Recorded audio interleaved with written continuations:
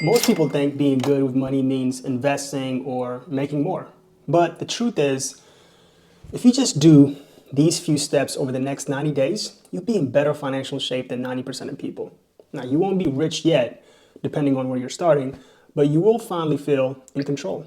And that's where true wealth starts. Step one, track every dollar. For the next 30 days, track every single expense, no exceptions. Use an app or a spreadsheet.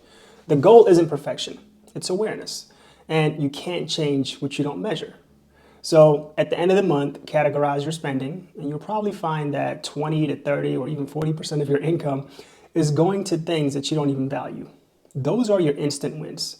That's your quote unquote found money that you can start building your future with. Step two, build a realistic budget and an emergency fund. Once you know where your money's going, build a budget that actually reflects your priorities. Keep it simple, essentials, goals, and fun if you have the room for it. Now, before doing anything else, build an emergency fund, at least $500 to $1,000 if you're just starting. Then work your way up to 3 to 6 months of expenses once you've paid off all of your debts. This is what separates people who panic every time life throws a curveball and people who stay calm and focused. Step three, pay off all non-mortgage debt. List out every debt that you owe, credit cards, car loans, student loans, and start knocking them out. The goal isn't just to save on interest, it's to remove that mental clutter. Because no matter how much money you end up making, you'll never truly feel wealthy while you still owe somebody else some money. So start with the smallest balance or the highest interest rate, whichever keeps you most motivated. But the point here is to attack it relentlessly. Step four, pay down your mortgage early. Once your other debts are gone, shift your focus to your mortgage. Start making extra payments. Even a few $100s a month can shave years off your loan. This is what true financial freedom starts to look like. When the biggest expense in your life, your home, is completely yours. Imagine how differently you would feel if you didn't owe a bank a single dollar. That's when work starts to become optional. Step five, invest at least 15% of your income. From here, start investing at a minimum of 15% of your income and automate it. Automation makes discipline very easy. If you never see the money, you'll never miss it.